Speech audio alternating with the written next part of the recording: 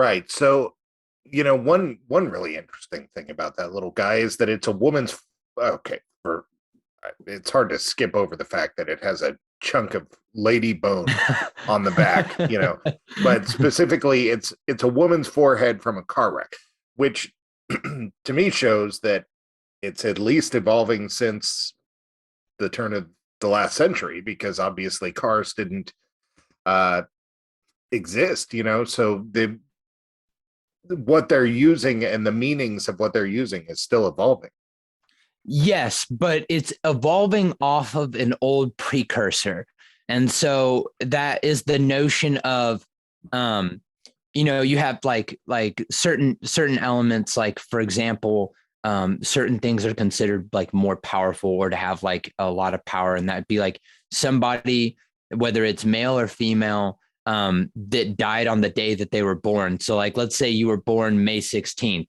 And then you end up dying like 1 year, like 30 years later, like on May 16th. So there's a lot of power in working with a spirit, like human spirit like that like died on their birthday.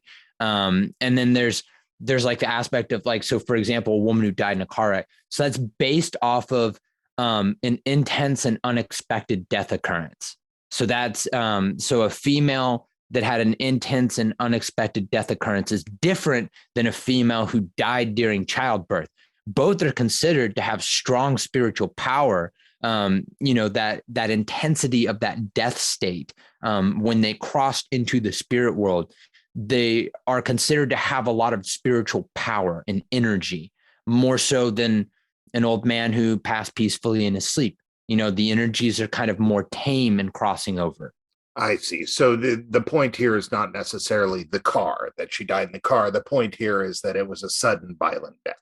Yes. So then there are some amulets that like I've seen that like some people might find really, really questionable.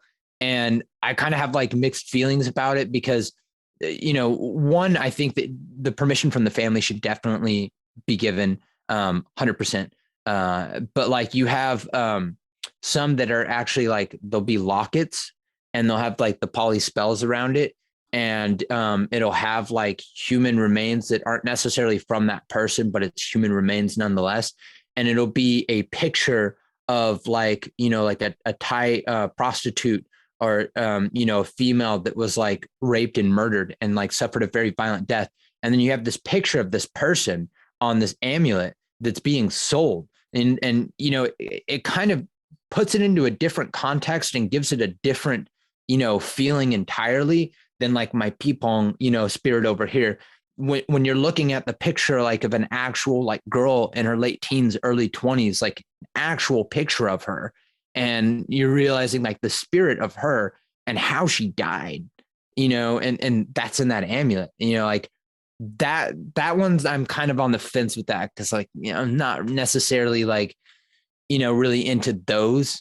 Yeah, well, I mean, it does feel like it's, and again, I'm just going to throw out too personal thinking. I'm not, well, it seems on the brink of exploitive. Exactly. Because I think of it. So like I have this tattoo, that's my cousin Chris. So my cousin Chris, unfortunately, he was drinking and driving last year in April. And so it's been a little over a year now. And he passed away. And, it was a violent death. It was horrible. And he was young, he's 27, and I miss him greatly.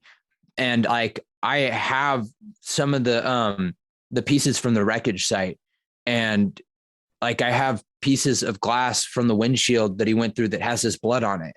And I don't use that as an amulet at all whatsoever. I actually made sure that I crossed the spirit over, but I keep that as like, just like, it's something close to me because like, it's all that I have left of him, And so like, that's kind of a completely different type of, item that I have. Like, it's not even used for magical purposes whatsoever. I would feel very emotional about somebody taking those pieces of glass with my cousin's blood on it and turning it into an amulet. I would have an issue with that. So like, I get what you're saying. Like that is exploitive. So a lot of times a part of the person's belief system. And Airlandia, the air raiders command post, prepares for the tyrant's dragon wind attack. Hit it with everything we've got! Thunderclaw, launch! Remote missiles, flare! Hold on to your helmets, men!